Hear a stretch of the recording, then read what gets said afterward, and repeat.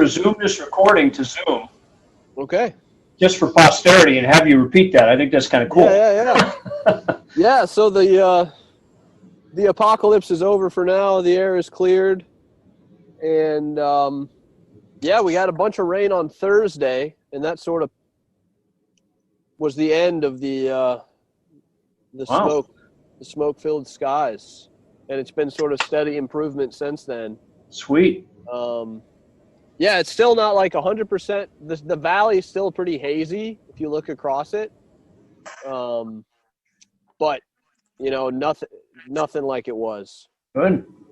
So back to work and back to living outdoors again, which is good. Very nice. It's good to see you in the woods again. Yeah, it's good to be back. I'm using this card table that I left sitting out here, and it got rained on. And so there was like a puddle of water between the cover of the card table and the like plywood underneath it. So this table's like a water bed on top of it. So Oops. I got my laptop sitting on it right now, so hopefully it's okay. Wow. It doesn't seem to be leaking anywhere. It's a pretty weird situation. Oh, there's a little bit dribbling down the leg over there. Anyway, exciting times in the forest with John. Yes. Very nice. Episode 50 here. Knowing what happens with acid rain, I imagine that a lot of that stuff when you get rain is now, the salmon are now enjoying that. Yeah, I don't know. Everything's so parched right now. It was so dry, Yeah. The ground, it hasn't greened up too much yet, but I think it's supposed to rain an inch on Wednesday. Wow. So this may actually change your fire season then, huh? That much rain? Oh, yeah. Yeah. Oh, yeah. Nice. Fire restrictions are already down a couple levels. Wow. So that's good to hear. Hope it happened to your neighbors up to the north also. Yeah. True that. Yeah. I don't know what their situation is up there. Yeah, and to the south. Yep, everybody needed it.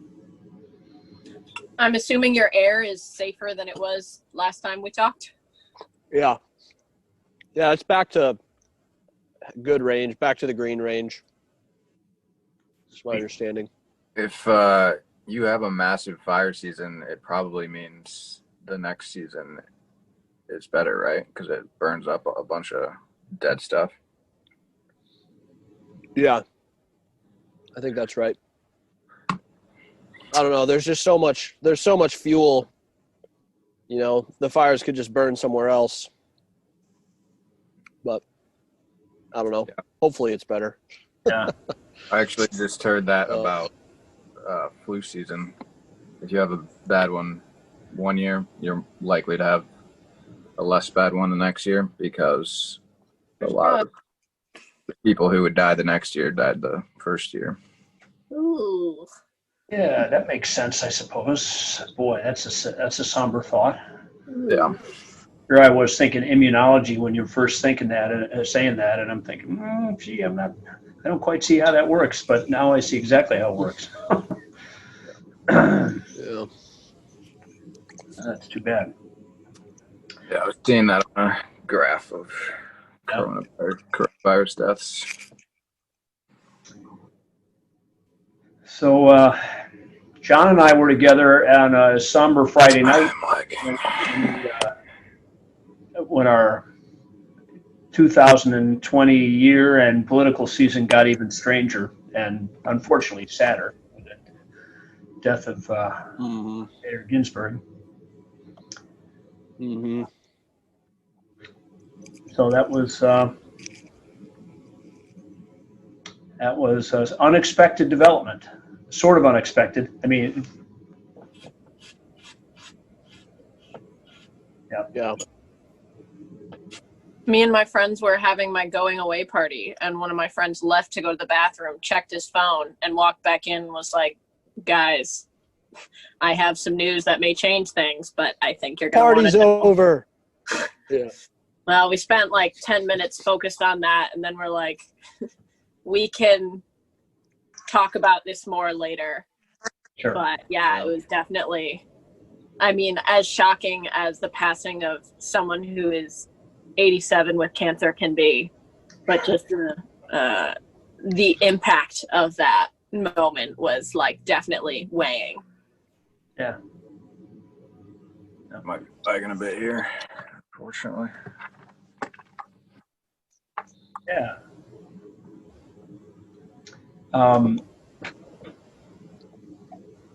Yeah, John and I thought about it for a little bit, talked about it a little bit, and thought we'd probably swing back to it. Maybe all together, maybe on Wednesday, who knows? Or maybe it'll be, in any case, it'll be a gift that keeps on giving. We're going to be talking about it for a while. In one form or another, yeah. Yeah. But maybe not tonight. We soldiered on Friday, or rather John soldiered on and listened to me try to pound out a second lens in our 3-lens matrix. Otherwise, we run the risk of treading water for a very long time. A risk perhaps we're already running. In fact, I think I learned some things trying to pound it out. One of the things that I learned is I don't know that you can really talk about a conceptual lens without talking about the things that you can see through it. It's not like you can build the lens first and now you know what the lens is and then you see what you can see with it. I don't think it's quite like that with a conceptual lens. As soon as you entertain it, you see things through it. And how else do you even know it's there almost? Right? How do you know a lens is there except you see things differently? I mean, that certainly is true with the visual images. It's, you put on rose-colored glasses and you see rose through it, and otherwise you wouldn't be calling them that. That's what it is that makes them that lens somehow. I don't mean it's necessarily the cause, but it's the cause of your attribution anyway. It's the cause of your giving it the name you give it. So how could you have a conscious realist or a perspectival conscious realist lens or something like that without looking at what those things are that you see through it, see differently? I don't know. Anyway, took a shot at that and spent a little bit of time. I couldn't actually see my PowerPoint slide, so I left off, probably merciful for both John and I, on a Friday evening, left off the last 3 points I was going to make, but we'll swing back to those some other time. The third of those lenses, I also want to pound out. My hope was tonight to complete that the picture of the lenses, to say something about the third lens. All we've done so far is motivate the possibility that these resources in this problems, resource, solution triads at one level, we're talking about these resources. We're talking about a lens which are basically made up of some little cluster of these resources, thinking that they're propositional and just showing that they are propositional by occasionally alluding to a proposition, but mostly by pointing to a bullet point, which is far from a careful proposition. It's just small and not the same as its neighbors or something like that, and motivates, here's a word I never thought I'd use, propositionality, but it sounds like that. It sounds like motivating the claim that these elements are propositional elements by trying to give some examples. So I want to finish that, run through it the same resolution, and then on Friday, my hope is to actually have, if I can get the time between now and Friday, I'd like to actually try to move from bullet points to propositions. for all of them so that we have a resource list that we could actually use, where it's not implausible that some subsets of those resources form lenses that help us see differently, and that they can come together. These lenses can, and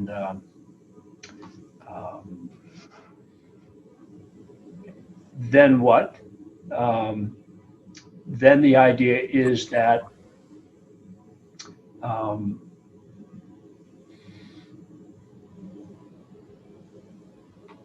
see if I can put it. I'm hemming and hawing for it. In general, what I'm trying to do is pull together a set of motivational resources, a motivational strategy for inviting people in, right? That we've used this analogy of inviting people to a town where there's an infrastructure. We're going to put a building up, sort of a model home kind of structure, right? And for the most part, that high information flow network of rich communities lens has sort of been relegated, fairly or unfairly. I don't know how well this works. In some respects, it works well. Relegated to the infrastructure of the town. It's sort of like you could build a ton of different things on this infrastructure. That's the idea. Could have a lot of different communities that think very different things about the world.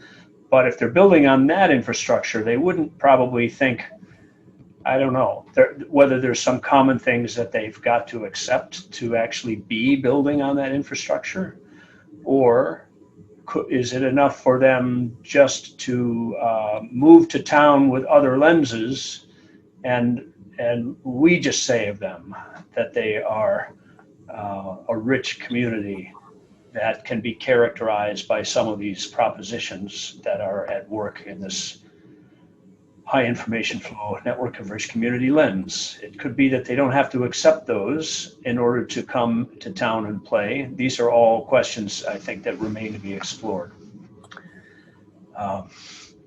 So sorry for being very meta here, metacognitive, thinking at a kind of a high level about what it is that we're doing. But I wanted to do that just for a little bit to try to get at where are we in this deal? Okay. So if you guys are up for it, I'm going to shift to that third set of bullet points on this. I'll share a slide with you again, but I think I'm going to pause and just take a breath and let you breathe a little bit too. Breathe the clean mountain air. I can see JP working on it. Not choking, not coughing, and instead think through what it is that, where it is we are, what, if anything, you want to say, ask, request about where it is that we are.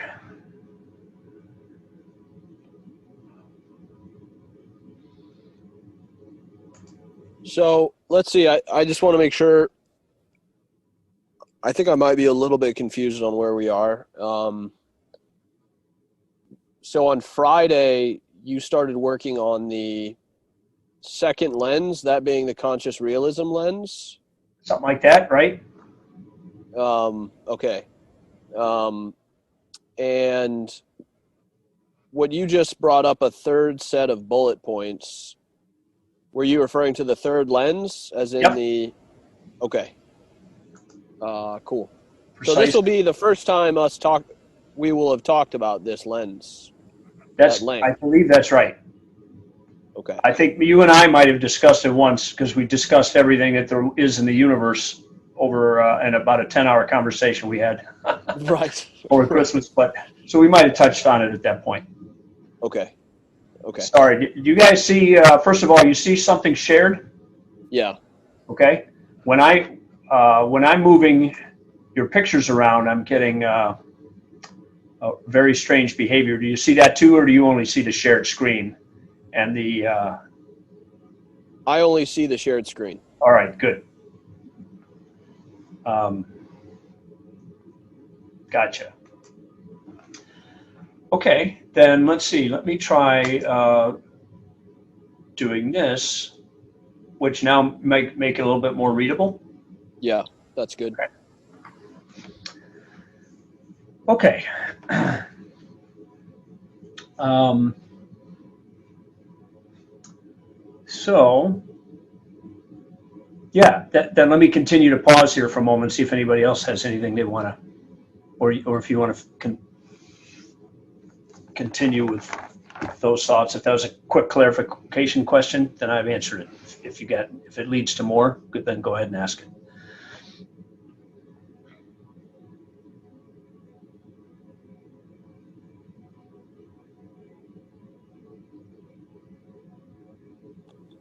I think I'm good. I like the analogy of trying to see through the lens as we build it, kind of, or I don't know what exactly that entails. I'm not coming up with a worldview that this lens allows you to see or something like that, or right, or maybe seeing other things that become part of the worldview that the lens enables. Yeah, so maybe some of the things that the propositions that make up the lens are part of the worldview. They seem to play,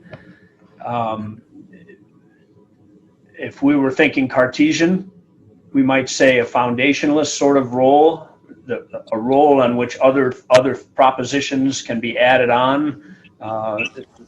They follow from, or maybe hung from. If you want to use an upside down metaphor instead of building up, you can think of sort of hanging things as you move down, right? Propositions that follow from other ones, or that are rendered a little less 1600-ish. If they don't follow, maybe they become more plausible, or they become more probable, or something like that, in light of one another. Once you accept these, this other one doesn't seem so hard. It doesn't have to follow from it, but it might sort of fit in and become useful, and something like that. So some of these things are more, maybe it's just a question of logical priority, or I don't know what it is. Logical might not be quite right either. Maybe it's temporal priority, or maybe it's explanatory priority, right? Like you got to hang on to these things first, and then you can start to explain some stuff. And then when you add these other things, you can explain more, and these other things sort of. I'm searching for something here, because it does seem to me that the way magnets sort of slot into place, once you get, you know what it's like, actually. It's a lot like making a jigsaw puzzle. Once you see the picture, you get enough fundamental pieces in place, you see, oh, I see what that is, right? And now that really guides the selection of other pieces.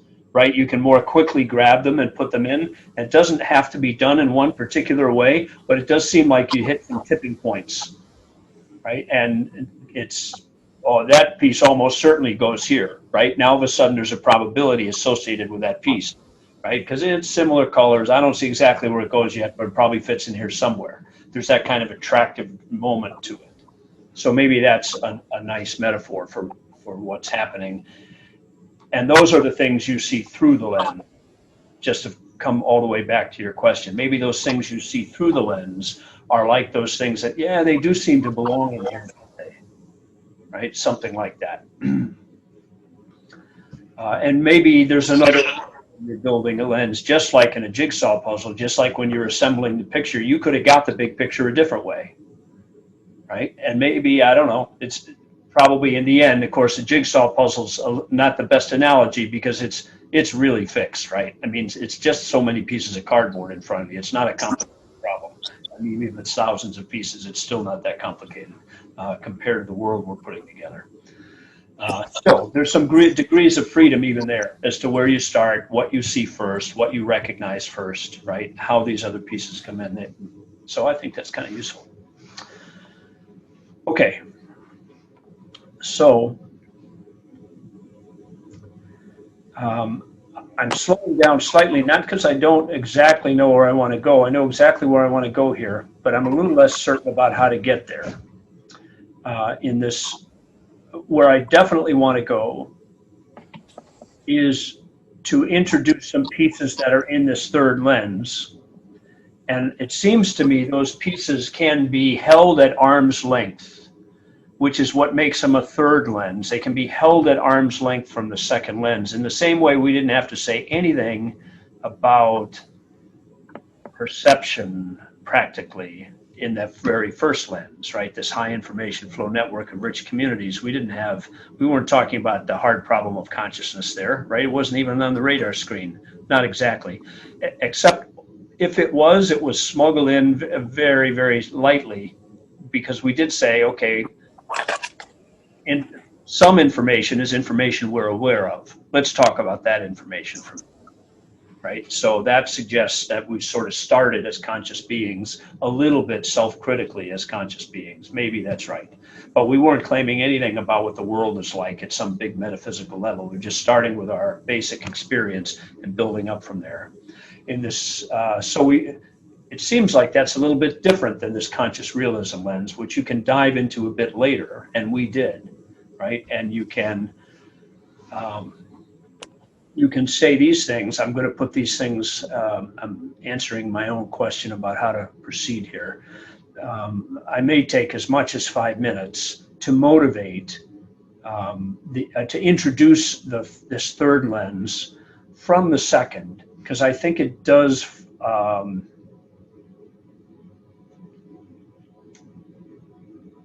yeah. You know what? I'm never going to know if I can't do it if I don't just start. So I'll tell you what, let me not do it that way. I know it can be done that way. I know you can start, you can get ahead of steam, you can run up the ramp, so to speak, thinking about conscious realism, and then you find yourself right into questions that this last lens has something to say about. You can definitely go that way, and part of me really wants to go that way, but if we really want to treat it as a separate lens, let's try not to go that way and just see how badly we need it. We might say, that didn't work, did it? Okay. Like, how do you even start here? Unfolding limited perspective implies possibility. What the hell does that mean? Well, it means something to me, so let me try to get it across.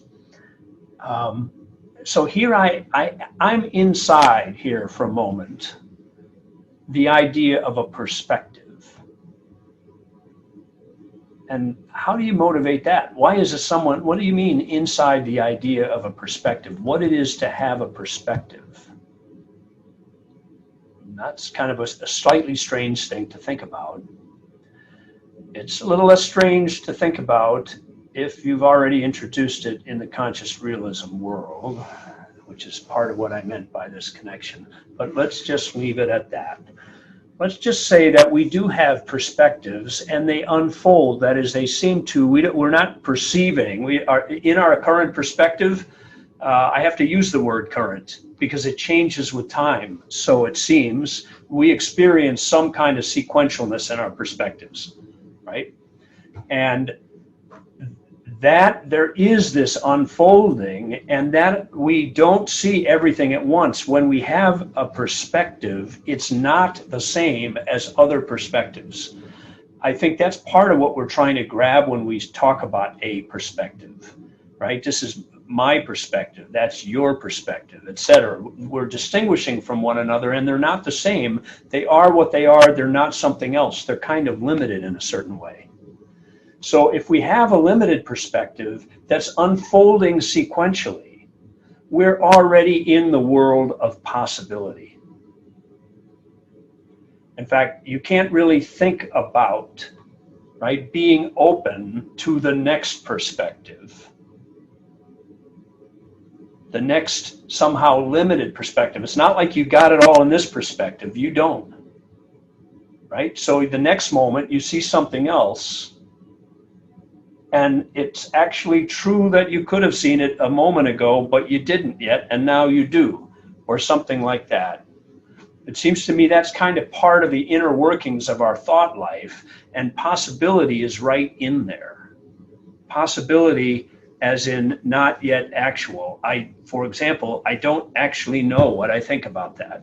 And later on, now I do.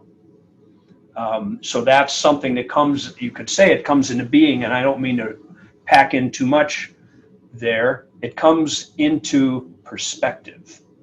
Let's just put it at that. If we went back and talked about conscious realism, we might have said some things that tie it together with being in some way, but we're going to try not to do that for a moment. So just thinking about the phenomenology of our perspective, sometimes they use that word to just say the appearances, what it is that strikes you, right? So we got this perspective.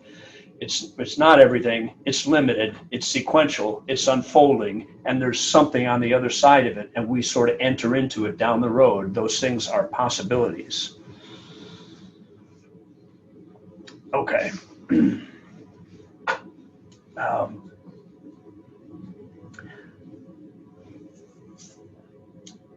here, there are things in here which we enjoy.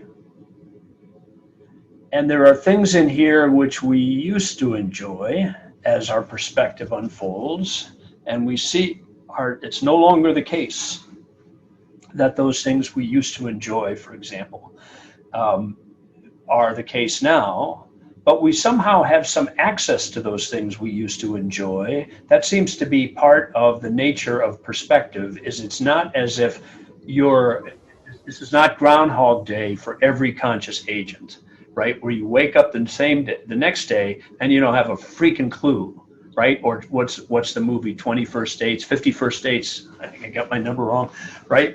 Where somebody has that kind of psychological challenge. Could be fun to interact with someone like that. So we are typically not like that, right? You almost might say those are new perspectives, not the same perspective that's unfolding. You wouldn't exactly say that's unfolding. You might say those perspectives, insofar as they're radically unconnected with one another, or just, it's almost like there's a different perceiver every day, right? Probably not the case in real biological perceivers, even on 51st dates sort of cases. Okay, but I'm talking about here enjoyment and imagination. It seems like we wouldn't have imagination without the idea of unfolding. Imagination seems to make a distinction between what we have here and what we don't have either yet or at least here. Right? It's like, this is not that, but it's cool. I can entertain it. I can see it. Put together enjoyment and imagination in this sequential unfolding of awarenesses, and you get not only possibilities, but favored possibilities. Right? In other words, our imagination carries with us the things that we have enjoyed or not so, right? And they're either here or not here. And we look forward to the possibility of them coming into being again, if they're things we know, or if they're things which even go beyond. I don't know if you can put two and two together and that the two you've perceived and the two you've perceived and make a four you haven't yet perceived with your imagination. It does seem like we can do that, right? So some of the things that we look forward to and would love to pull around, would love to have happen to us or have happen in our world as we perceive it, those are things that haven't yet been. They're not just things that have been and we get them again, right? Same meal, different day. Yeah, there's that, right? But then there's things that we've never perceived, that we've never had, it seems, because we can imagine creatively, okay? So favored possibilities are part of our experience. That's what I'm trying to motivate here. And let's use the word love for those things. Or rather, let's use the word love for active favor. So there are favored possibilities, things that I'd like to bring about. And then there's things that I actually try to bring about. And you might say those are things that I love in some sense of love. It's a very minimal sense. This is not love, true love, right? As in Princess Bride wedding moment. It isn't that sort of thing. It's not It isn't no greater love has a person than this, right? That he or she lay down a life for a friend. It's not the most profound expression. It's a much simpler expression. It's just that, boy, I really do love this stuff, right? This is music that I love. I love watching a sunset. I love being here, right? I love being with you. All of those things. You might even say I love you and wonder how that's connected to I love being with you, but they're not radically unconnected, right? They do seem to be somewhat connected. Good question as to how. So for now, all I mean is to take this sort of spring in us. It's kind of like a potential energy in us, right? It's as if you're spring wound towards certain states of affairs that you've either perceived in the past and want to bring about again, or you're putting two and two together from, and maybe much more than that, from among the things you've perceived and are looking to try to bring something into being, right? That there's a kind of being wound toward those favored possibilities, and we can use the word love for that. I think we often do use the word love for that. Now, insofar as the thing you perceive is you, then you can notice that you are in certain states and that you might be in other states. So that future world out there is a world with you in it. And it's a world insofar as there's favored possibilities, insofar as there are perceived states of affairs that you actively favor that involve you in it. This is a better state of affairs for you than a worse state of affairs for you, the one you're imagining. At least that's what you think. And in a certain sense, you are more, your perceptual life has more of the things in it that you want to have in it as you move toward those states of affairs that you are actively wound toward. And you can step back and consider that you're actually in there. Right? This is actually you having a friendship with this other person, right? This is you maintaining a friendship. This is you being loyal to a friend. This is you, etc., all sorts of things. And those, insofar as you're looking at yourself, it is toward these future states of affairs are in some ways a more actual you. Why do I say that? It's no longer the possible you. It's the you that you're trying to bring into existence out of the possible. If you're inclined toward them, right, and it's the things you're inclined toward when they come to be, when they enter your actual perceptual space as the things that are, right? If you pull it off, it's no longer the possible. And it's not just a different possible, it's the right possible. And the phrase we use for that is it's actual. It's not just different. It's not just, you might say the present is all that's ever actual. I suppose you could say that, right? And the possibility is not yet. But we aim at that, at some of those possibilities, and we bring them into existence, or so it seems, right? We certainly, that's what we think we do. This is how we talk about it. It's, I think, the structure of our internal life, of our internal motivations. We try to get stuff. We try to make things happen. So self-love, insofar as you love yourself, you are a better you. You are a fuller you. You're not just a different you, right? You're sorting through possibilities and you're picking out the favored ones and you're bringing those into existence.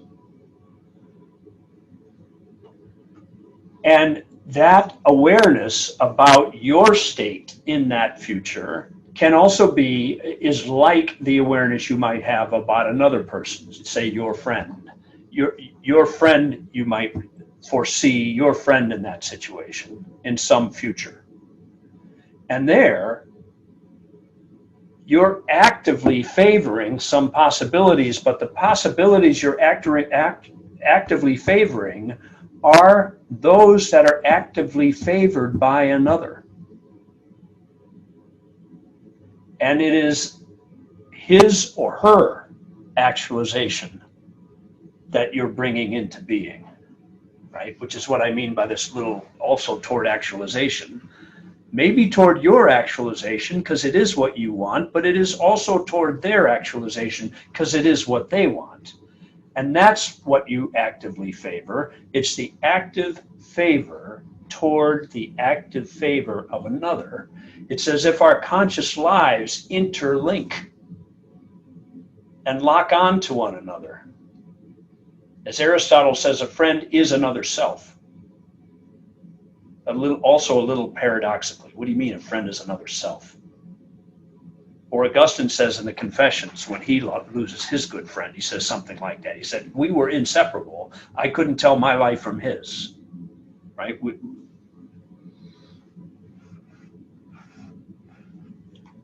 Okay.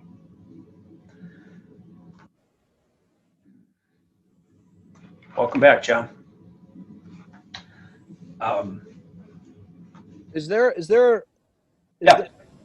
So thinking about love as active favor, what would you describe, does passive favor even make sense? No, that's a good question. So what does active add, right? Why not just say favor? Right. Yeah, I think there is a difference, because I think one can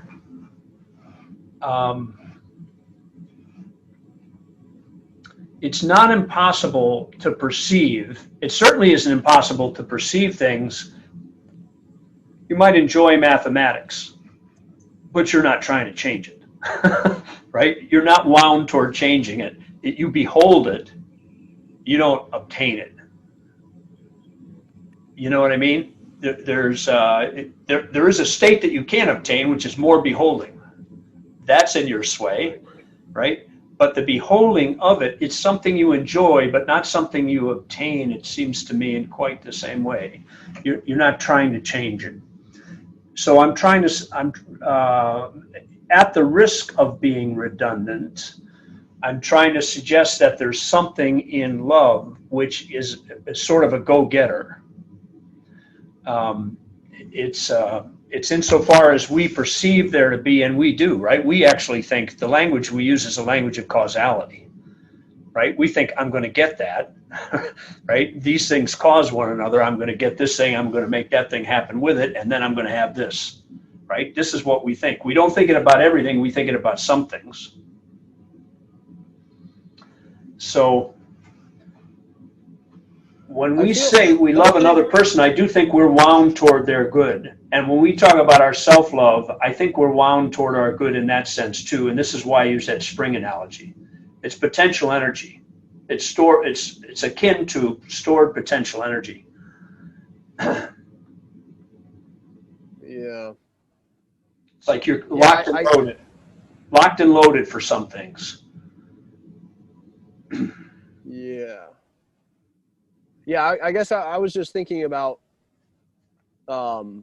there's definitely something in loving another person or seeing someone you love where it seems to arise without any sort of effort, your feeling of love for that person. Right? You just sort of see someone or think about someone and you're moved with love for that person. And it doesn't that sort of spontaneous. Yes, but aren't you already in motion at that point? Isn't that sort of like, I don't know. It seems like you're on the side of a hill and somebody just moved a ditch, right? You're rolling. You're in motion. It's just, it turns out that what kicked you in motion wasn't you kicking. You know what I mean? Sometimes you have to kick yourself in motion, and other times you don't. You're just in motion. But when you have that, attitude towards someone, the very idea that you would not, I totally love this thing. What's that got to do with what I ever do? It seems a little strange, right? Like, I'm not sure I'd lift a finger to ever help or preserve, right? Or continue to be with. But boy, do I love it. Right? What on earth would you be meaning? What's left? Right. So I'm thinking that there is a kind of motion in that's very spontaneous, active, natural case you're talking about. It's just you didn't kick it off. But I think it's active. There it's active favor in motion. It seems to me that it's like, it seems to me that it's not actually active favor in motion. It's just realizing that you have a bunch of stored potential active favor. Maybe it's just sort of like appreciating that fact. Like, I would do anything for this person, or I would I'm with you, except for continued contemplation of the person. I don't mean contemplation in two. You continue to think about the person, and that's a free act. Whether it's free or not, that's something that one might redirect one's attention. Look, cows, a joke we tell on our phone. It's from Throw Mama from the Train. Danny DeVito's a highly distracted little guy. He's in the middle of a serious conversation. He passes a billboard with cows on it. Look, cows. Lisa teases me all the time. So thinking I'm distractible in that sort of way. Maybe she's right. But anyway, that not when you're beholding something that matters to you. You're locked on, right? You're not forever locked on. There's a time to put it down, right? But with that exception, it seems to me, right? You write about all those other things that one might, they may not be coming up on the dial right now, right? Life's not throwing any of that other stuff towards you. Like you say, all that other stuff sort of comes with you, but it's laying in wait and not at all active, right? It's like future active goodwill. Of course, right. You're not even thinking about those things yet, but you are thinking about the person yet. And it seems to me you're in motion precisely in that sense. And kind of locked on. To the extent that you're not locked on, there's not a lot of love there. I mean, we would say that, right? Yeah. Unless it's really something radical that causes you to drop it, which could happen. Yeah. But not for nothing do you give up on that thought, which is why we talk about infatuation in some cases, right? Right. Certainly when it gets romantic, right? There's an infatuation and you can't stop thinking about them. You're all I can think about.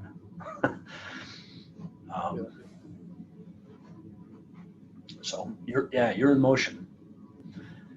So I'm trying this out. So keep pushing back. Okay. Sure. Sure. But so far, this is the way I'm looking at it. Active favor toward the active favor of another.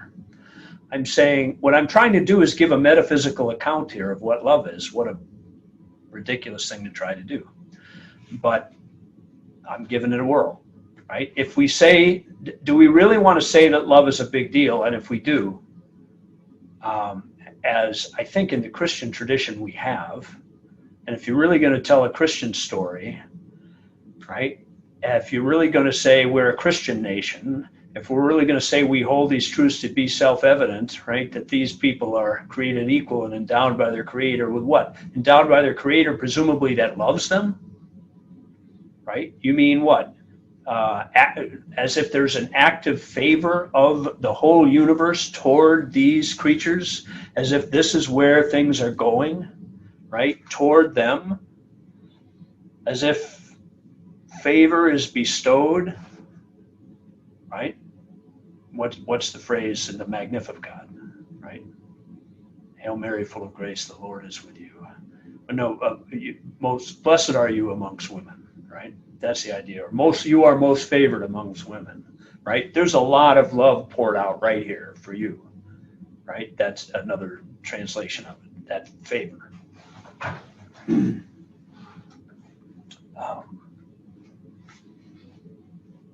Okay. What I guess one other point before a thing that Yeah. occurred to me as we were moving through this was, and we've talked about this some before, but what does so jumping back to this unfolding limited perspective implies possibility. Yeah.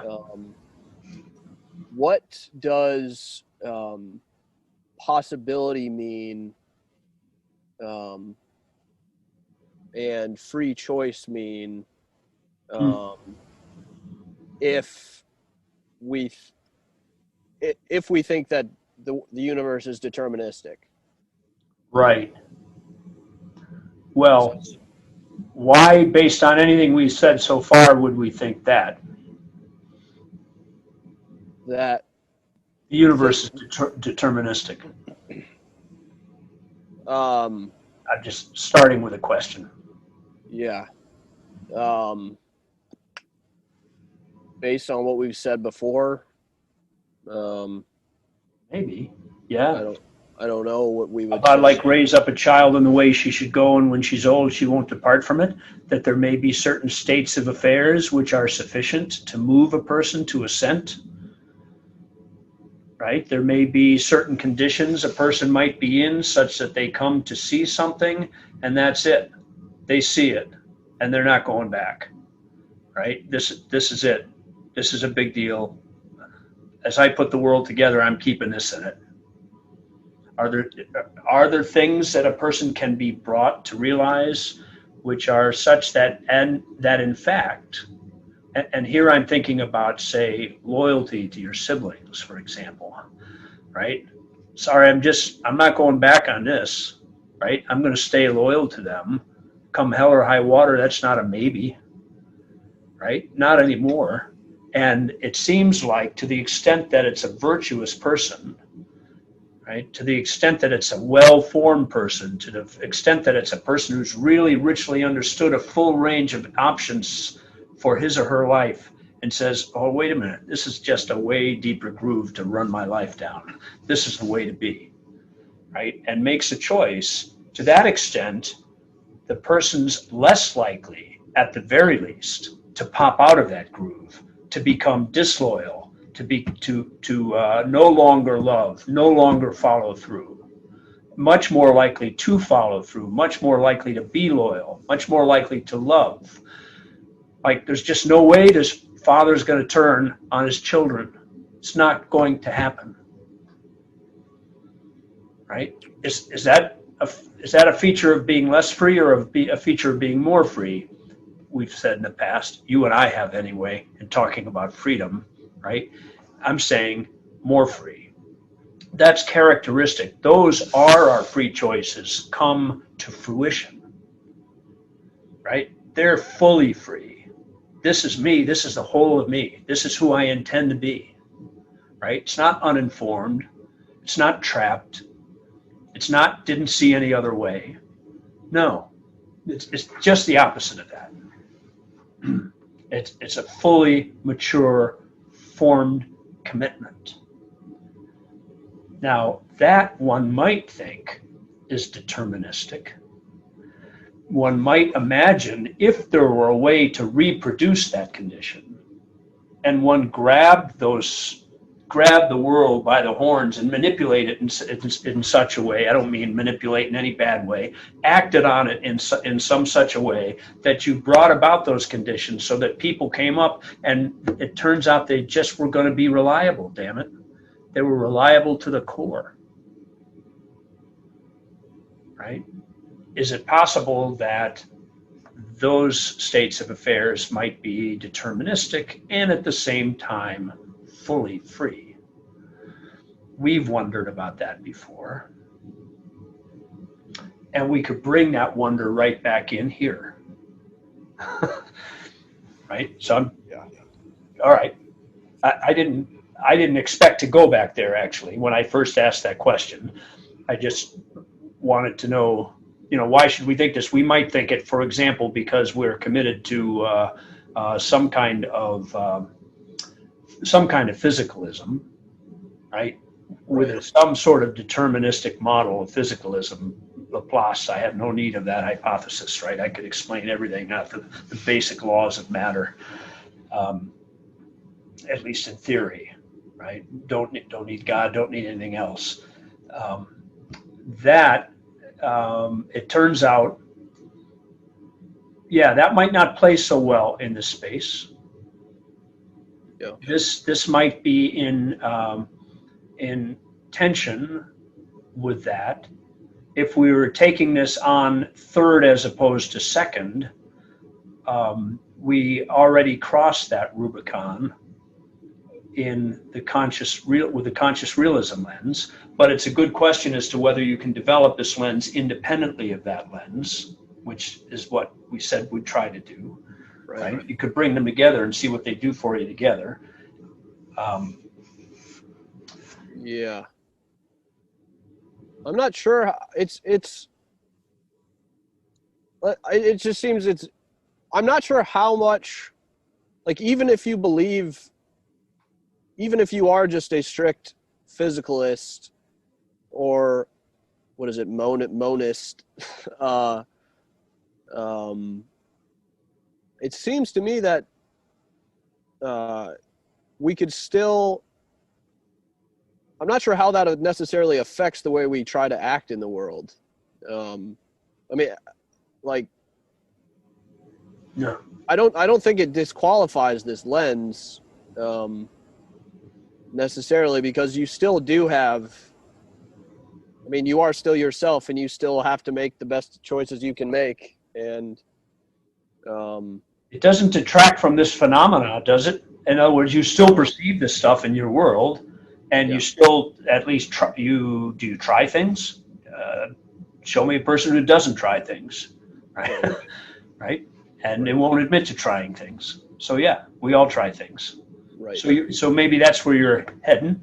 That's partly where I'm heading, but I think it also adds, like, if we decide to put significant weight on this idea of freedom and free choice, I think colors the way you see people, maybe in a way that isn't necessary if you believe people are maybe less free. I don't know. It seems like you can have your cake and eat it too, if you wanted to imagine that people aren't free but act as if you are free, where it would free you from hating people who do wrong, but it would also you still would retain the good parts of love in some sense. Well, you wouldn't. That's sort of what I was thinking. You wouldn't hate a person who did wrong if that person were the product of a set of circumstances he or she could not immediately control. Is that true? You would see them more as a victim of their circumstances. Yeah, certainly. Yeah. I think depending on how far you take determinism, I think you can see anyone in that light. Okay. And such a person you wouldn't consider free. You personally wouldn't. Well, not one wouldn't. You wouldn't. Sure. Or that's a question. Which person are we talking about here? JP. The person who is. Oh no. Yeah. Which I'm saying. Which were you to accept the fact? I talked about the possibility a few moments ago of getting your hands on the world and changing it in such a way that you reliably produced people who were deeply committed to a certain way of life, which involved a very solid grasp. They were locked on to certain kinds of ways of acting, right? Such as being loyal to a friend, right? Sure. And there I said, it looks like that may be the fruit of a free choice, right? Yeah. But now let's take a case where it's a different set of circumstances, and who knows what got his or her hands on that set of circumstances, right? And now they've created somebody who's absolutely locked on to terrible things we would call terrible things, self-serving, other complete callousness to the needs of other people. You could imagine producing that kind of person systematically, right? We would call that wicked, right? If you were to do that. But the point is, could you, what would you be inclined to say about those choices? Are you less inclined to say that those choices are wicked? That those choices are free? Excuse me, those wicked choices are free. Are you less likely to say those wicked choices are free than you are these loyal choices are free? If it's the case that both sets of circumstances could be brought to bear, could be brought into existence by other people, so it's such that they could raise their children, for example, if not themselves, right, in one state or the other. I would say in either case, it's unclear if any of them are free. Okay. Oh, equal levels of freedom in both cases. Equal levels of freedom. So is that just based on parity? I mean, I'm probing your intuitions here. Is that just based on parity, such that because I can't see a difference, I can't justify a difference, so I can't claim a difference? I'm just being responsible intellectually here. Yeah. Calling a spade, being fair, or whatever. Sure. Or is it because you really don't have any instinct, right? That in the one case, the person who's sort of built a habit through a series of choices which were increasingly plausible and available to him or her, and became, through Aristotelian sort of practice, right, the practice of virtue, right, became a deeply committed, a good human being, he or she, right? Are we, do you really have no inclination to call that person, to call that locking on? Yeah. Do you have any inclination to call that free? The fruit,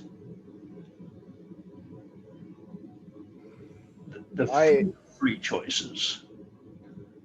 I never had to, from some point of view, I never had to. You may have induced me to, because you surrounded me with all kinds of good people, a great crowd of witnesses, as the scriptures say, right? Sure. So I guess I would say it's unclear to me. It's not obvious to me that person is more free than the person who chooses to become wicked.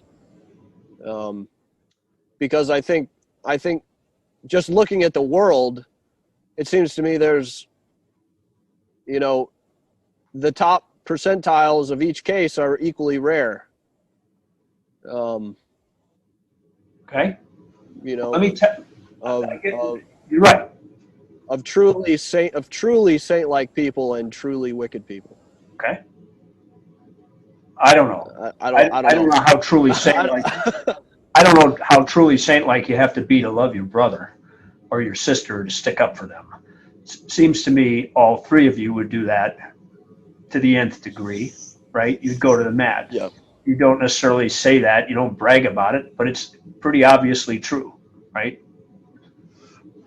Yeah, but I think I also we also have instincts to be self-serving and to be callous. Sure. I'm not saying we can't be not the best of persons at various moments, right? Use all kinds of, I'm not saying that that's true or that that's completely eliminable out of life, right? You might. It's a song I like about an old, it's in my head, I can't get it out, so I have to verbalize it here. gal calls up an old boyfriend. She's trying to get advice for how to deal with her new boyfriend. She calls up her old one. She says, I thought you might have some advice to give about how to be insensitive, which is what she needs to be. It's a delightful song, right? My point is, insensitivity is a thing. We can all be insensitive, right? Sometimes we even have to call on it, maybe. You have to be a little callous to get things done. But that's not what you do when push comes to shove in important moments, right? That's so if that's, you could call that sainthood, I suppose, if you mean. Always gets it right at every moment. But all I'm talking about is basically being on the right side and being committed, being on the right side, and the side of those you're committed to, who's you're committed to. And that's probably any human being under some circumstances. Though it's hard to express that deep commitment to all of them. Yeah. Yeah. It seems to me that if you're talking about, if all we're talking about in terms of raising up people in the way they should go is that they'll love their family and love those who love them and be basically decent. Right? You're right.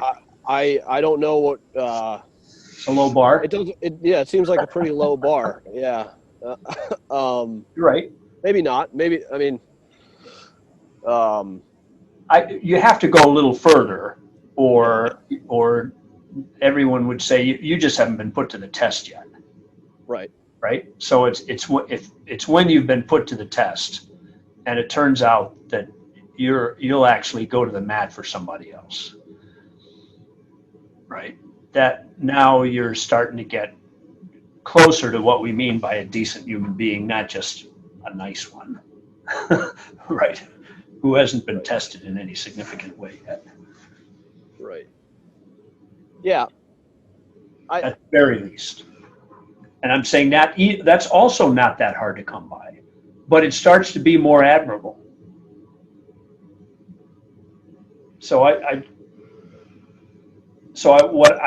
What got us into this mess is I didn't want to say it's this rarefied saintly condition that I was talking about here. That's not what I meant to be talking about. I meant to be the kind of deep commitments which lots of human beings make, but I think not all of them. Yeah. I think they have to be brought. In fact, if I can go out on a limb, I'd say you have to have been loved well. Right? That's actually what happens. You've had people that loved you. They were totally on your side. Probably started when you were a little kid, your parents, right? And you saw other examples and you thought it through and you saw the difference between people who love well and people who don't, and you say, yeah, boy, I admire that, right? And you become more and more, you drift in that direction, and pretty soon you love too, right? I mean, you always did in some way, right? Like you said, you're easily captured in love for other people.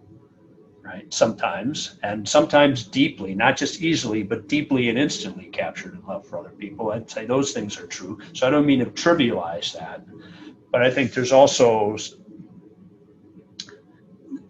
things that are not so easy, right, and that are more considered and that have to be pounded out. And yet people do pound that stuff out. Tons of people are like that. In fact, I think that's an ordinary human goodness, and it's pretty profound. That I do think that. I think so.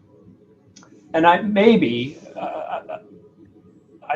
ordinary human wickedness, I don't think it's that profound, frankly, and I don't think it's that available. Although I do think there are profound forms of wickedness. I think that's true. One could be deeply principled, really thought through wicked, right? And quite bottomlessly wicked, right? And you could imagine even there being something tempting, or you wonder how far it goes or whatever, God forbid, right? But you could imagine an abyss, right? That somebody might peer down in that direction. And so I don't mean to say that's shallow over there, right?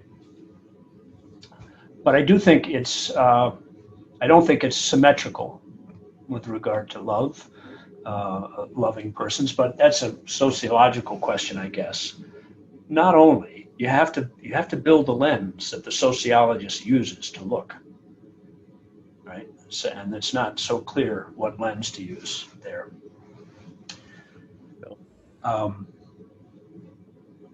Yeah, I don't know that we need to get too hung up on this. You try one more tiny thing that's already laced into what's in front of us that's entirely relevant here. And that is, maybe there's a difference between these two cases. Maybe we have a symmetry breaker that's already here. And it's not in whether or not one can grab control over circumstances to shape the upbringing of a person and the character of a person. Maybe it gets at enjoyment and imagination and favored possibility and the role that information plays in the activation of the imagination. So you could imagine someone who has greater or lesser exposure to different kinds of possibilities and their choices coming in response to more or less real understanding of what it's like to be a different type of person. And so it's possible that in the content of the different types of people that there are into which we might take deep dives and actually come to understand what their life is like in some way, through literature, through personal example, all kinds of different ways. And through that process, call it a process of education, right? It might be the case that education breaks the symmetry. It's not just a happy accident as to whether you're formed in one way rather than another. It's a question of how richly you've been exposed to human possibilities. And it could be, right, that you've got to starve a person. Not starve them entirely. You feed them quite particularly, but you've got to starve them of some things in order to get a deep wickedness to set in. It is also true, I think it's fair to say, you could try to restore the symmetry. There are experiences that you don't give people lightly, including imaginative experiences that you don't give them lightly to form their characters well, right? So you wouldn't want someone formative, right, to have a deep and rich understanding of what it's like to be a sadistic person, right? To have a rich familiarity, rich flavoring, right? And you might think that's, you know what? You're talking about depriving this person of love, and I'm accusing you of depriving this person of sadism. Or something like that, right? I'm not picking these too carefully, but they're really very different, right? And so maybe there's no symmetry breaking there, someone might say. So it's not too obvious. It's not immediately obvious. What could be immediately obvious about the impact of a really rich education? It shouldn't be immediately obvious. But anyway, in that space, maybe there's a symmetry. Would you grant that possibility, and then we could leave? Yeah, I mean, I think the one asymmetry might be really self-actualized, and the other one less so. I mean, I think there's a clear asymmetry in terms of the well-being of the person on one side or the other. I mean, someone whose life is filled with love and enriched by everything that brings is clearly going to have a better life than someone who is not experiencing those things. Clearly using your lenses. Yeah. Fessing up what kind of person you are. I don't know. That seems like an asymmetry there. Yeah, I mean, I agree with you, but let me move the asymmetry to a different, I'm going to take one step further, and it's a step that shows up not very deeply, but in the Informed Desire Account of Good article, which John, you've both read. Rachel, we could give you a pointer to it.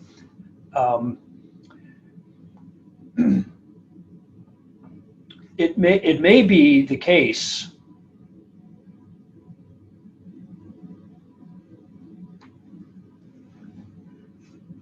I'm trying to do this fast, or I won't do it at all. So let me slow down and do it faster. You know what I mean? I want to get it right. If I can't make it clear, I will make it here.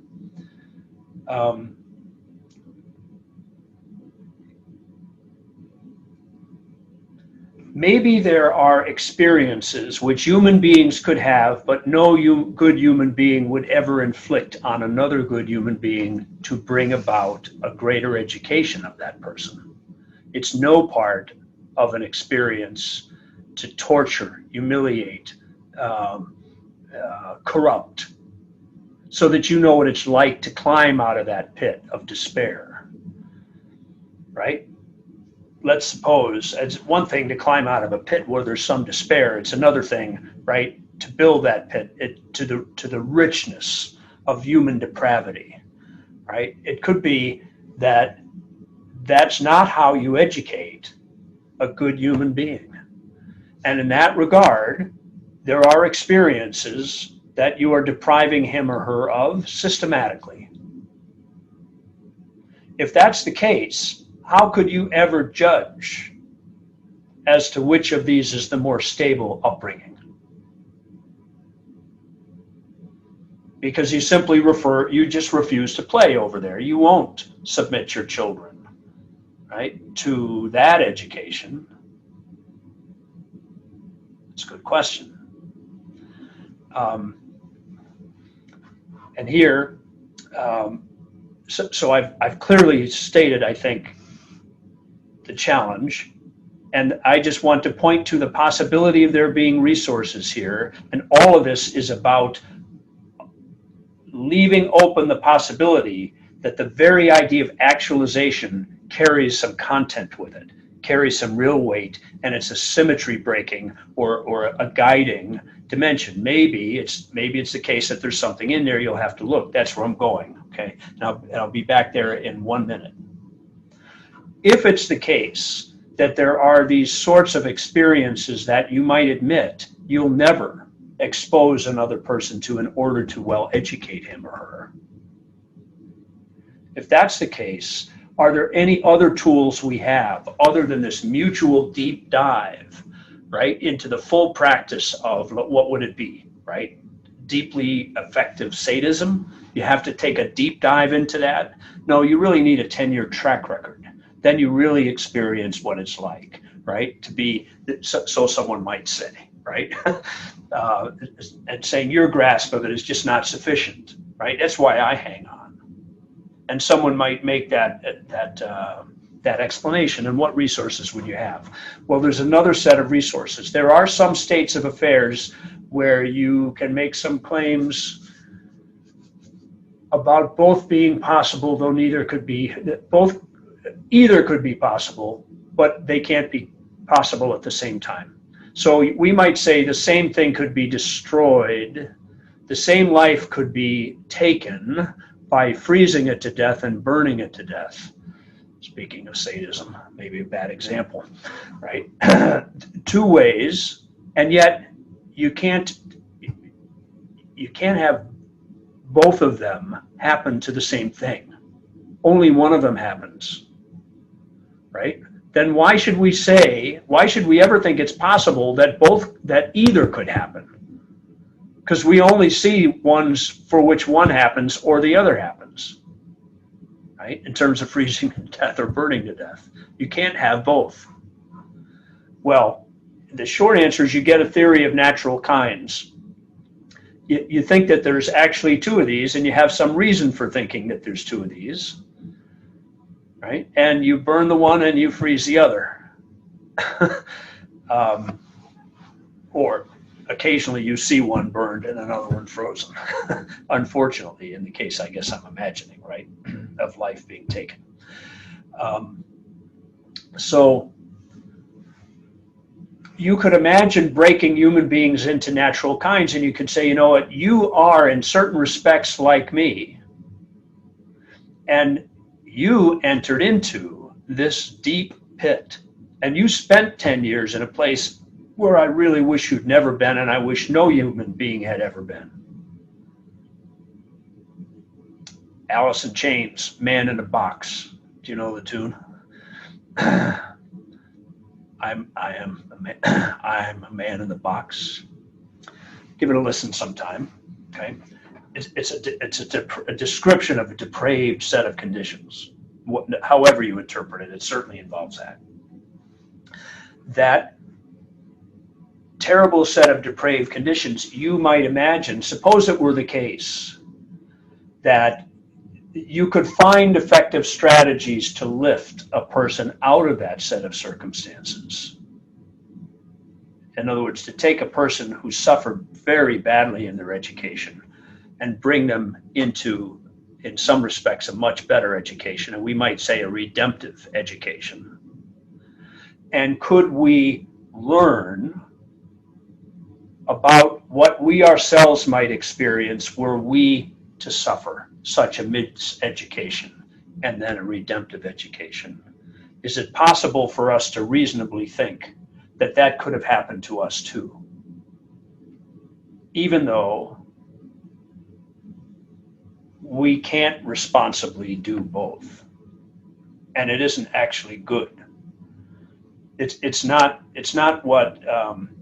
the education which good human beings can bring about for one another, but it is an education that some human beings suffer. And it is an education which has evidentiary value when it's coupled with a redemptive education.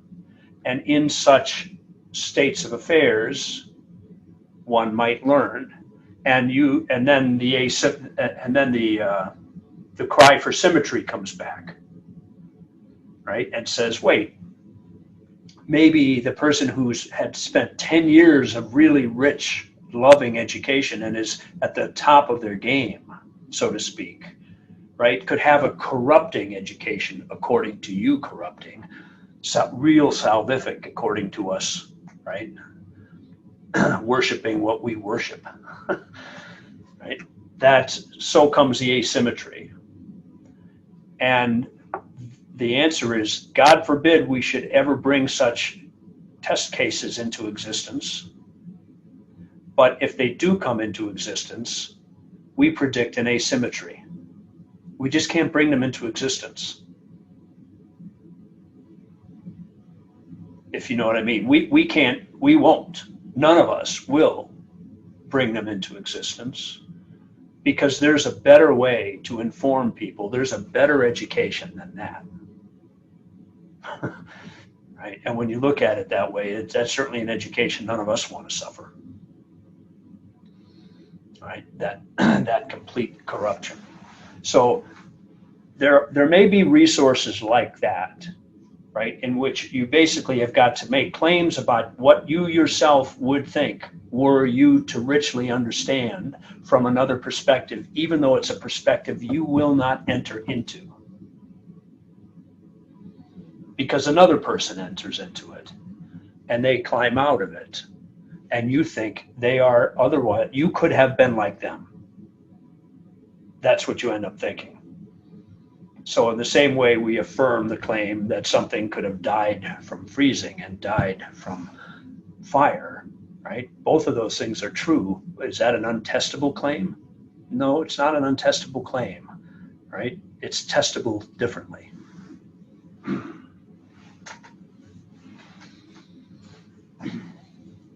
So anyway, that's as far as I know how to go, right? With regard to this claim about there's back to actualization here, right? What we're claiming is that there are favored possibilities, and those possibilities might be favored when they are well known, and when they're compared to other kinds of possibilities. And ultimately, those possibilities have to be seen through certain kinds of lenses. All our perspectives are particular perspectives.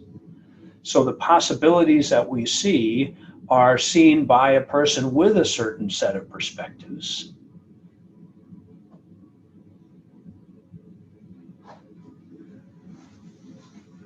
And it may be the case that in that interplay of perspectives, and now you're grabbing resources from the high information flow network of rich communities paradigm, in which there's a kind of stability that emerges, the possibility that a kind of stability emerges, it emerges as an ideal, and we may approach it in practice, a kind of stability. And that stability is the fruit of real information brought to bear. So that people choose in certain ways, really in response to certain kinds of information. That's information that might be gathered richly in traditions and preserved through exchange between traditions in high information flow exchanges. Right? All of that, and you may produce a certain way of being a human being and a certain kind of education to get him or her in that shape that endures, and that in which what real actualization is comes to the fore. And here we're using the word actualization instead of the word we used earlier, good, right? Or satisfied desires or something like that, right? At least it includes satisfied desires. It may not be defined. Desires may not be enough to capture all we need, as we talked about. Okay, so here is a definition. Let's back out of this now. Here's a definition of love: active favor toward the active favor of another. And what I mean by favor here now is not just, it includes, and we use the word, just any favor. I mean, we favor all kinds of things, but we don't ultimately favor all kinds of things. We make choices, and we make better informed choices. And sometimes the thing that we favored in one sense, we no longer favor in another sense, right? And you might say it is not something that we favor, all things considered. It is not what this human being prefers. And here I'm building in the background the idea that there's a lot of information here. To prefer in the first place, I have to know it. Can I know it more or less well? Yes, I can. When do I know it well enough? When no more information about it changes my attitude toward it. Do I favor it then, or do I not? And what is it to get that state of affairs such that no more information? How do you become informed in that way, right? It is actually to know that possibility, not only from a particular perspective, but from multiple perspectives. It would be very difficult for you to know it fully, but not so difficult for a community and multiple communities who are exploring the space of the various ways one might look at a certain range of options. You could explore that space from different sorts of communities, in principle as many as you wanted, and you could exchange information among them, in principle as long as you wanted, and you could look toward the emergence of some set of preferred, very likely at first, things would start to fall away. You might think, for example, as somebody said to me today in conversation, there are lots of bad stories, but there's also lots of good ones, right? You might think something like that is right. It doesn't follow. You're not necessarily trying to eliminate good stories, right? You're trying to work with a number of good stories. You might try to integrate them, however, right? You might try to bring them together. You might, when one points in one direction and one points in another direction, you might want to reconcile them so that you're not living different lives, right? All sorts of things like that. And all of that points toward just a possibility. It's a theoretical pursuit that one does not want to pursue any longer than it actually bears fruit for you. You don't want to eliminate possibilities that ought not to be eliminated. Maybe you ought to be a chameleon as a human being intellectually. Maybe there's lots of enjoyable alternative ways of looking at things, and they're not reconcilable. Maybe that's the bottom line.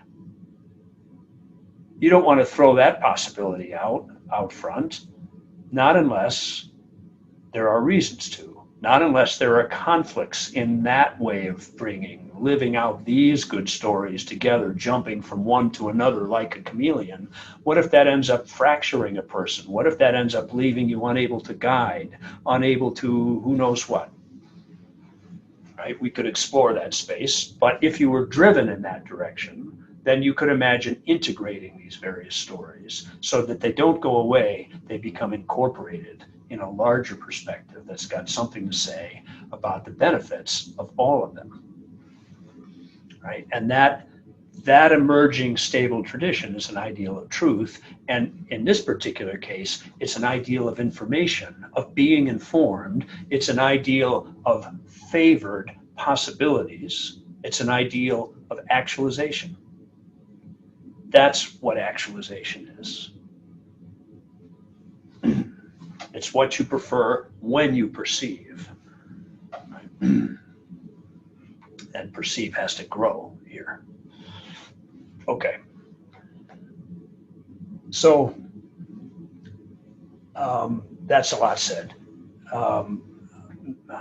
I threw this in, and I'm not sure I want to, but all I mean to say about love being an alpha and omega here is it, in a certain sense, this active favor comes to you. You didn't actively favor yourself into existence.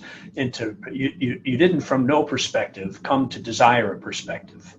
That did not happen to you, nor could we understand what that even means, right? You simply received a perspective. Who knows where that came from? And yeah, and it also seems to be somehow, it characterizes the beginning and it characterizes the end. That's somehow what I was looking at. Are you trying to get outside of your perspective? You're trying to grow it, right? But are you trying to put it aside so you no longer have a perspective, so that you no longer perceive? Not that either, right? Okay. It could be that this life of perceiving, having a perspective, unfolding as it does through our limitations, that could be conscious life. It might be limited conscious life. And what we might see in the operating, in ordinary operation, and we could embellish that ordinary operation with optimal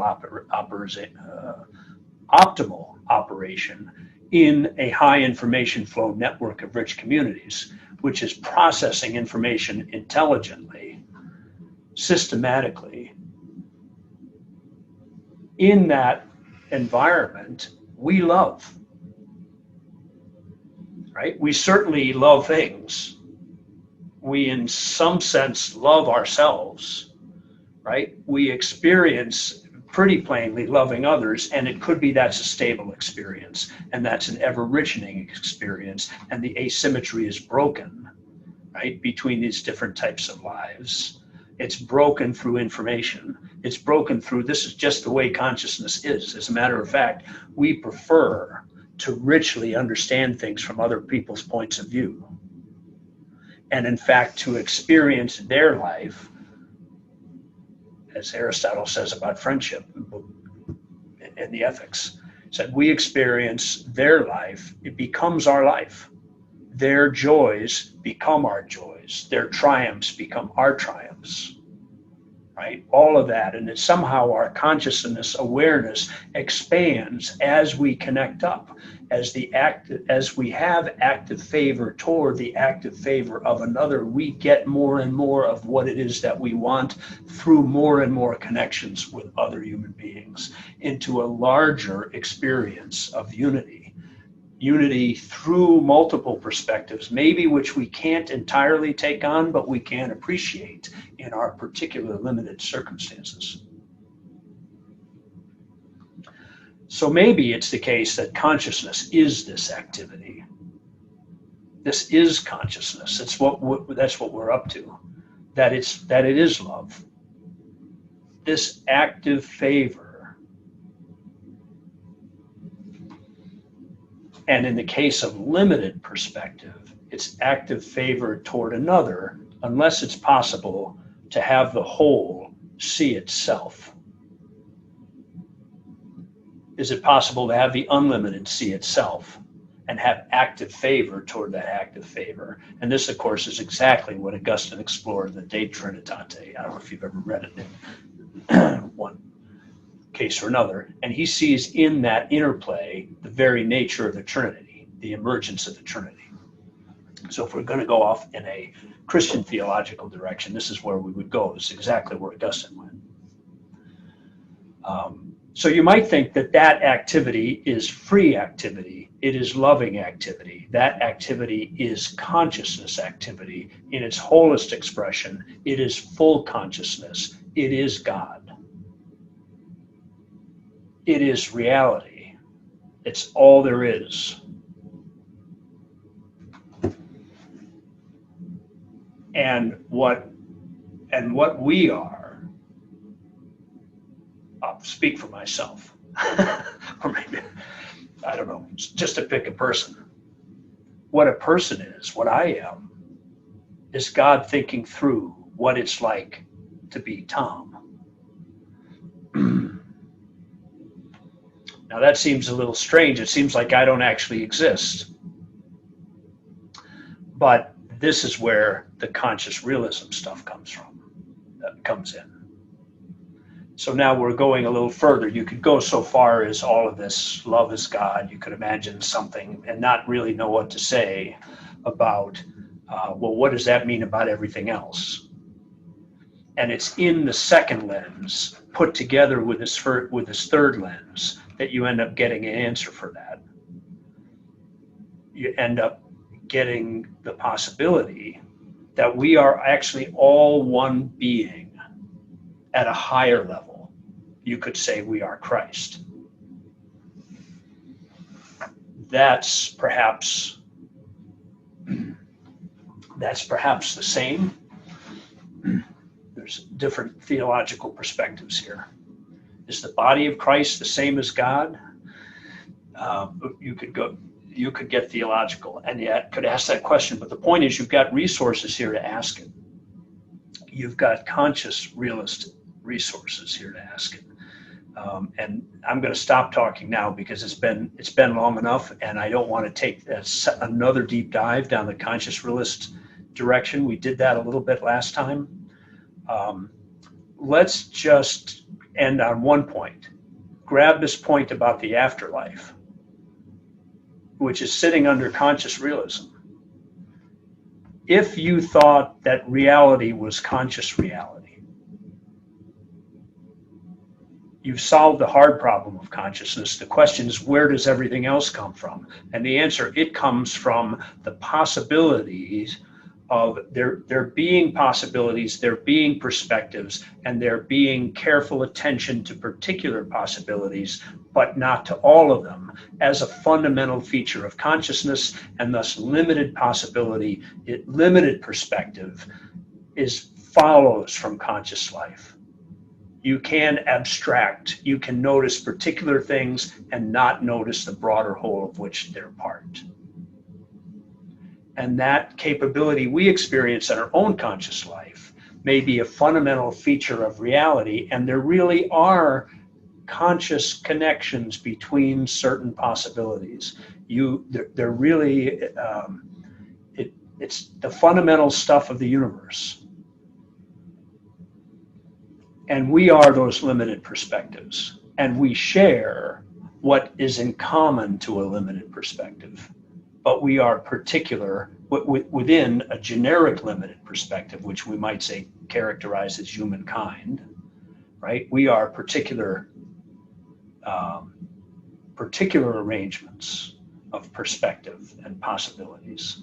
So we see some things and you see other things, but they're all the same kind of things, right? Which roughly fit in the same sort of limitation space, the same class. You can imagine these are mathematical classes, right? Of parts to wholes. How many relationships of parts to wholes are there, right? And these parts have a life.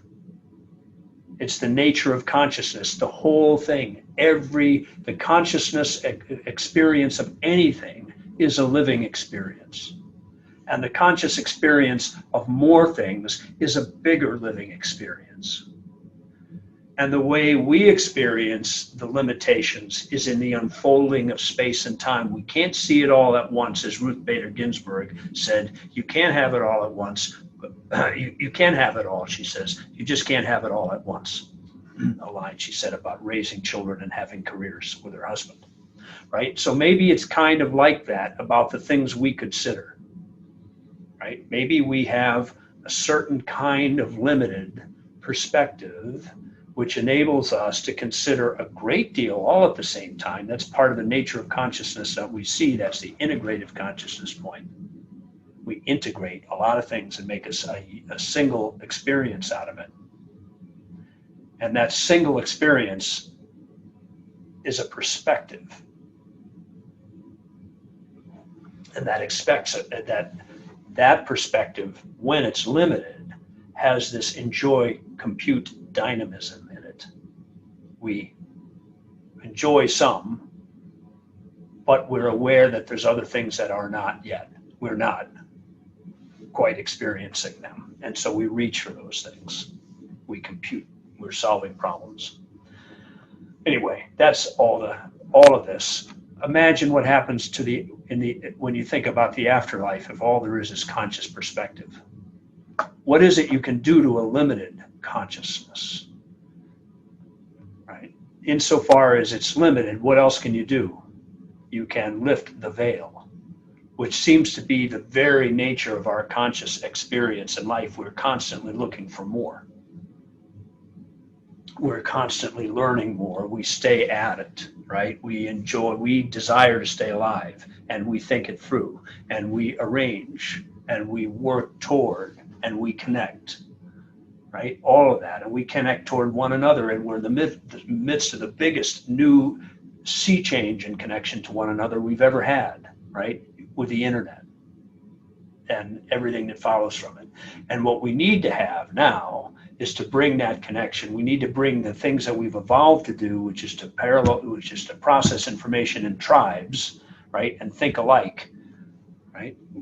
We need to bring that processing power together in the more civilized activity of getting to know what other people are like, something we also have evolved to be able to do, right, and build a high information flow network that's increasingly wired, increasingly AI assisted, increasingly more and more aware. That's where we're heading, and we head that way by nature. It's an expression of our life. And what's the end point of that? It's to overcome all those limitations. But when you overcome those limitations, you don't lose the ability to perceive and those limitations. We do that all the time. I used to think like a Newtonian, and now I understand relativity, right? Or I used to think this way, now I understand that way, but I understand what it's like to think that way. You don't lose it. Maybe it's the case that I never lose what it is to think like me. I never lose what it is to remember, although remembering and my current set of limitations takes a lot of energy, the expression of my current limitations, but you could imagine those being lifted. You can imagine me actually remembering my whole life flashing before me, to use that expression, right? And then to have the veil lifted, to use another expression, and to see clearly and to be known even as I fully know. to be fully known, even as I fully know, right? That whole overcoming would be of conscious existence, the overcoming of limitation. And that would be an account of an afterlife. And I'm only going to leave it for your imagination now, the extent to which Christian language of all sorts fits in and is illumined by, in a certain sense, and is at least interpreted in light of this conscious realism story, in which there's sort of a free and loving integration of people's active favor through love, right? That whole thing. So that was sloppy and way too long, but that's what I mean by a second and third lens. This is ground I think you have to cover. And this is the sort of, these lenses get at questions and offer answers to questions, which are what we need to map out. And not so much what we need to map out. This is an example. We're trying to throw up a building on a high information flow network of rich communities paradigm, which points toward integrative knowledge. Well, what the hell is that? Is it really possible? How's it work? How come no one's doing it, right? Or is doing it in various measure, but where does it go when they do it more than they do it now, right? So that we actually build a high information flow network. That's where we have to go. If you're going to make that possibility, just that first lens, if you're going to take it and see the world through it, all of this becomes possible. So you have to go down this road a little bit, even though you're ridiculously over your head. You have to go down this road just to show what it would be like to put together all of science, all the big questions, right? And put them together in some kind of craft of construction, like the craft of lenses and solutions and problem resource triplets, right? And putting multiple lenses together. If you're going to build a building, you have to have a craft. And this, I'm trying to work the craft out in an illustrative sort of way. Not in the pretentious sort of way like, oh, I can do all this, I got all this figured out. That's not the point. The point is you've got to think about it. In fact, human beings have got to think about it. Collectively, they've got to think about it. And that won't happen unless individually we're more ambitious than we are now. So thank you for listening to all that. That's why these other two lenses are here. And maybe we say enough that it's not obviously ridiculous to Americans or obviously ridiculous to Christians, right? Or to Roman Catholic Christians, for example, of whom I am one, right? To try to put something together that hangs together and says, that's not obviously wrong. And we ought to be building something like that. If it's not exactly that, it should be build your own, right? Build your own, but here's the craft you can use, right? Or if you don't like this craft, get a better craft. But there's no reason this isn't a thing, right? This can be done. That's what this project's supposed to do. Well, thanks for listening to all that. Right on. Yeah. Heck of a project. Yeah. Yeah. Thanks. We've run way past, and to be really rude, I have about 5 minutes left before I have to shift for another meeting. So anything that anybody wants to ask, comment, or it can wait for another night. I'm good to wait for another night. Okay. Myself. Yeah, I'm also good to wait for another night, but thank you for kind of wrapping it up at the end and giving us that like broad out perspective. That was helpful for my understanding of, I'm someone who very much like is powered by understanding the why behind the what, so that was helpful. Great, thank you. And we lost JR, but I'm sure we'll find him again. All right, Thanks, guys. All righty. Take care, Uncle Tom. Thanks, you Have a too. good one. You too. Good night.